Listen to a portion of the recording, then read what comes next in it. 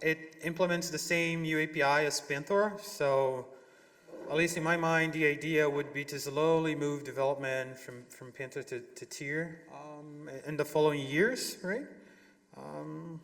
So during this talk, again, I'll briefly mention what Tier is. We have to talk a little bit about the UAPI, discuss just a little bit about job submission, so we have to talk a little bit about CSF and how it works. And then after that, my plan here is to just say what the plan is for the short-term future, for the longer future, and basically where we at with both our upstream and downstream branches, because we have two branches actually. So again, Tier is a kernel mode driver for Mali. Development started in January 2025. I had a few different ideas on how this thing was going to go. I tried having a mix of C and Rust together and playing a little bit with it and seeing whether that was going to work, but that was a little bit of a dead end. So eventually I just wanted to start from scratch with a full Rust driver, just like AGX is a full Rust driver, just like Nova is a full Rust driver. So we have both an upstream and a downstream branch. And the reason why we have a downstream branch is because we're working on a bunch of abstractions, right? Not only us, but like the Nova team as well, the AGX team as well. Yana is here. There's a bunch of NVIDIA engineers working on Nova, people from Red Hat, and we're all working on these abstractions. And we have to make sure that these abstractions work before we try to upstream them. And one way of doing that is having a downstream driver. So, but we also don't want to be away from upstream because otherwise we don't exist for real. So this is why we have both an upstream and a downstream driver, or branches, I'm sorry. And for the time being, we have around 4 people working on it. So it's me, there's one lady from ARM called Beata, Alice Real from Google, and there's another person from Google also joining the team. So for now, a total of 4 people. So just roughly, there's a few ioctals that I did not include because I don't think they matter that much, and space is at a premium here. But this is the UAPI that we offer from user space. So the top 2 rows are about memory allocation, memory management, isolation between different VMs, which are like virtual memory areas. It's a way to isolate different apps using the GPU. Then creating an execution context and submitting work to it. That's what group create, group submit, group destroy do. And then managing, as the previous person said, this is a tiled renderer, so we have to manage the tiler memory pool at runtime. So it's a pretty simple UAPI, that's my point here. However, Mali GPUs, like most modern GPUs, they use firmware-assisted scheduling, meaning that we have a microcontroller unit that's running at all times once we boot and probe the driver. And most of what we do inside of the driver is actually communicating with this microcontroller. So you have to allocate memory, parse the firmware, boot it, and then through a shared memory region, we're going to be talking to this device in order to submit jobs. Job submission in ARM CSF architecture, basically you submit command buffers to a VKQ, you do a submit, then a VKQ will be backed by something that ARM calls a CSF group. The CSF group has to be bound to a given number of hardware slots. We have a fixed number of them. I think in most GPUs we have 8 CSGs, which are like hardware slots where you can actually submit work to. These hardware slots, they expose sub-queues, which they call command streams. So again, we have a fixed number of sub-queues within our groups. And then inside these sub-queues, you have the actual ring buffer where you can actually submit jobs. And then eventually the firmware scheduler takes over, dispatches these jobs to the hardware units. When the GPU is done, it interrupts the CPU so that the CPU can complete the fences for the job. So that's the basic overview of how job submission works. So where are we at the moment? When I got started on this project 1 year ago, we had basically nothing. But turns out that nowadays we have quite a lot of things. So we merged support for clocks and regulators. We need that in Rust in order to, power the GPU. We have I/O memory support, meaning platform I/O remap or something, so that we can read and write registers. We have support for interrupts, which was merged in the last cycle. We have support for delayed work items in Rust as well. So far so good, but we have upstream, we have a lot of things that are simply not there yet and they're blocking us. So this is where I plan to focus all my effort next year. So as I said in the previous slides, most of our job is talking to this microcontroller unit.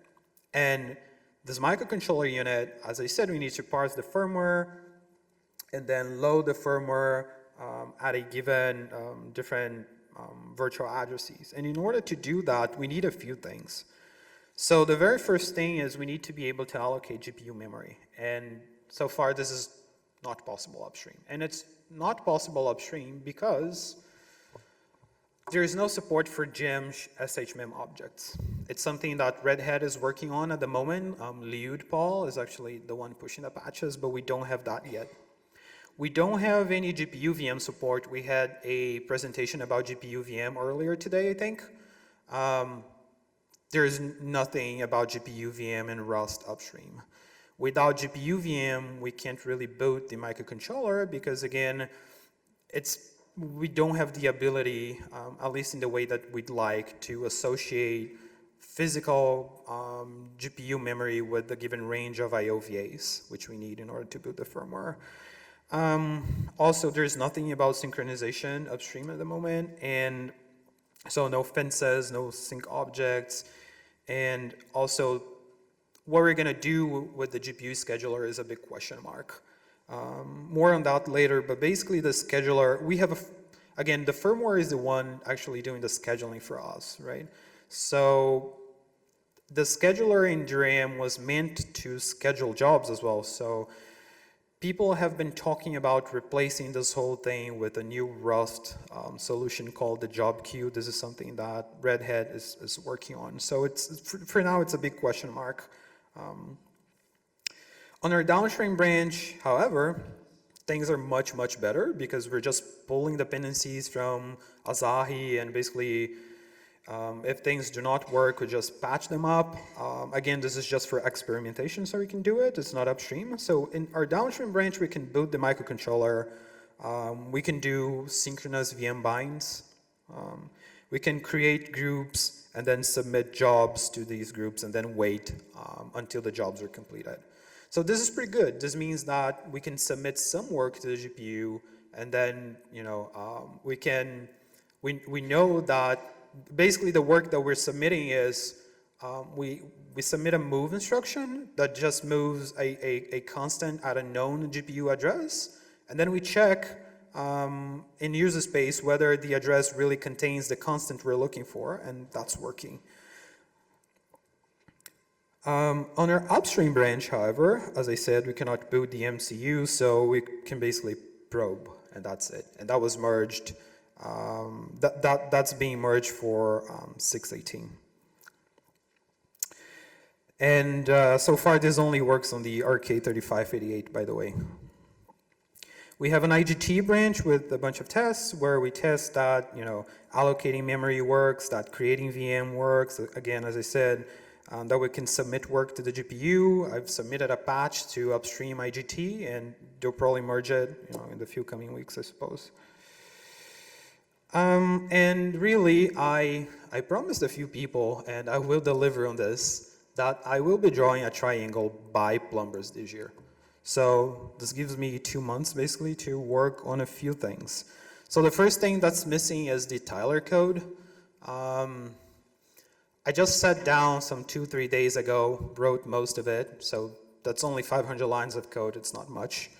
And the other thing that's missing is when you submit jobs to Panthor or Tier, you're submitting a batch, right? So it's not one job, it's a collection of jobs. So there can be one job inside the batch can depend on another job inside the batch. And for reasons of I did not have time enough to write that code, it doesn't work. But again, it's just a matter of sitting down and writing some more code. There's no blockers. I guess in 1 or 2 weeks I can weed out the bugs, and that's going to be it. And that's it. After that, basically everything else is already in place. As I said, we can basically submit a simple job, need to fix these 2 things, and then we're going to be able to basically start rendering. Hooray. Next steps for downstream, as I said, draw a triangle, investigate CTS, probably get some CTS tests to pass, probably compute. We should probably be implementing our own software scheduler at some point because we have a fixed number of slots in hardware where we can execute work. I think for most Mali GPUs it's 8 or 16 or something like this.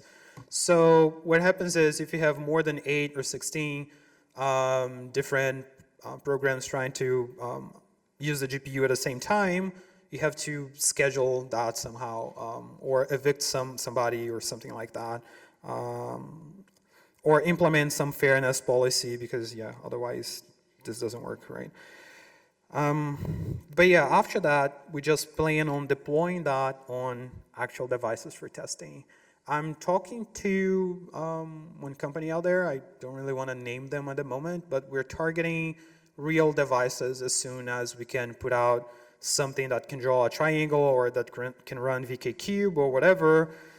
Then we'll be investigating some devices to be testing tier on, at least the downstream branch, right? For upstream, again, I really, really need GPU VM and shared memory to work. This is something that the people from Red Hat are working on. I suppose they're going to come out with something for the next couple of cycles in the kernel.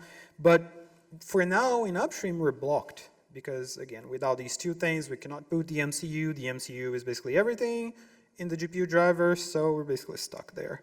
And once we do that, then we can probably, start supporting more things like BO creation, et cetera, VM binds, et cetera. For downstream, the more long-term plans, so in 12 or 18 months or something, probably power management, because if you plan to use this driver on a mobile device, and there's no power management, that's of course not going to work. Again, we need a scheduler. We need to implement some reset logic because at the moment, if the GPU crashes, then the whole system goes down, and that's not ideal for obvious reasons of people wanting to kill me as the developer for this. So async VM binds, which is something that I didn't have the time to work on, more IDT tests, improve the CTS results. Hopefully this and Panthor will be comparable, and then add support for more things, more Mali GPUs. For upstream, basically the same thing, but we also need to figure out what the scheduler is going to look like. Whether we're going to go with this new Rust scheduler that doesn't really schedule anything, basically tracks job dependencies, only called the job queue or job manager or whatever, or whether we're going to be using the old Jerem scheduler binding code that Azahilina wrote. I only see these 2 ways. And then again, it's the same thing: power management, reset logic, CTS, etc., etc. So very briefly, that's the state of the driver. If anybody has any questions, feel free to ask.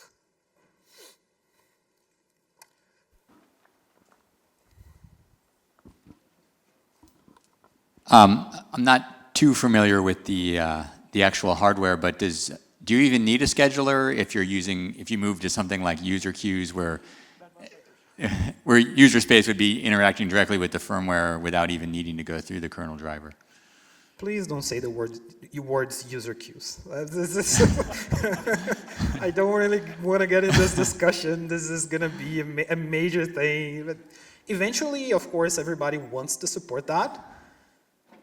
But we don't want to support that from the get-go because, again, it's not really clear how this is going to work at the moment, even for the established C drivers like Panthor. So yes, in the future, probably not, but at the moment, we're not doing user mode queues at all. Okay. So that's exactly my question was. You probably don't have to go through the DRM scheduler if you have a user mode queue. So weigh your options. Yeah. And so can you clarify a bit, because I think your predecessor said that Panthor is actually intended to be the default driver for all upcoming Mali GPUs. So where does Tyre fit in that image? So is it a complete alternative to Panthor, or sorry if I didn't understand correctly in the beginning? The thing is, until Tier is actually working in production and as beefy as Panthor, you know, as reliable as Panthor, then yeah, we cannot say that Tier will substitute Panthor because we're really not there yet at the moment. But the future plan, hopefully in a few years, again, we're talking about years and years down the line when this thing is, has more features, is more stable, etc., etc. I hope that people will consider migrating the development to Rust and to Tier. Okay, thanks. And a brief comment on the scheduling topic. I guess we have, I've got a few news about that, but I suppose we talk about it on the scheduled workshop, because there are some very, very new proposed solutions for your problem from like last week, fresh from the oven, so to speak. So there's definitely a lot to discuss. That's going to be quite interesting. Yeah, yeah. One quick response on the scheduling thing. Part of the problem is that the CSF only has 8 slots. So if you want to have more than 8 applications running on your laptop, you can't do user space submit to firmware. There are other hardwares where you have more like 4096, and then suddenly it's fine, but like you have it. The new firmware scheduling removes that limit. So you can have as many as you want. Oh, that's great. Good to know. Fixed with new firmware is a good option. But yeah, with the current stuff, 8 is not enough to be able to do anything. But if you're fixing it, then we're good. I was just also going to ask, how do you feel like things are going and progressing in terms of upstreaming these components? Because the downstream looks awesome. The upstream situation looks significantly less awesome based on the PowerPoint slides. So do you feel like things are making good progress there, or are they getting blocked on things? Like, what does the future actually look like in the next 6 to 12 months? I really think that, as I said, I said to Danilo, and he talked about it during FOSDEM this year, where I told him on a quote that 2025 would be the year of Rust GPUs in the kernel. That got postponed to 2026, apparently. But I'm pretty happy, especially because of Danilo as well, Danilo Krumish from Red Hat. I feel like he's been doing an awesome job at steering the team and, getting everything on track. And although, again, as I told you during the presentation, I really want to get GPU VM, SHMEM objects, etc., the fact that they're not available today do not worry me very much because I see a process. I see things coming together. I see that, okay, they're not here today, but maybe in 1 month, in 2 months, in 3 months, they're going to be there. So I'm not too worried. I'm actually pretty happy.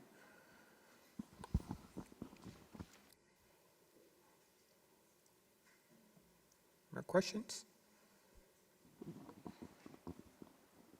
I guess, as someone who doesn't know much about Rust, how much, is similarity or compatibility with Panthor either at the UAPI level or just in how the code vaguely looks? Is that a goal, or is it, an explicit non-goal? How's that turned out, basically? Have you rewritten stuff and found that it works way better in Rust? I don't know. Any interesting thoughts about it? The UAPI is 100% the same. So we have to have the same UAPI because we want to achieve drop-in compatibility with PanVK. But internally at the driver, although a lot of it is based on what we currently have for Panthor, we are doing a few things differently. Things like the interaction with the shared memory region, again, because I feel like this is one of the major vectors of, because you're just addressing different regions of memory. This is something that Rust can help with. Locking, we have a different way of dealing with locking in Rust. So I don't have a specific goal of just doing things differently just for the sake of it, But if at some point we see that, hey, we can do this different on tier, like the scheduling thing that we're discussing, then perhaps. But the UAPI has to be the same. Cool, thanks. All right. Thanks a lot, Daniel. We were at time. Thank you.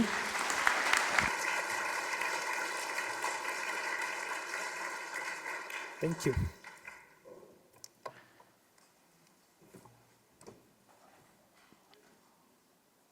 All right. We have the next talk in a couple of minutes.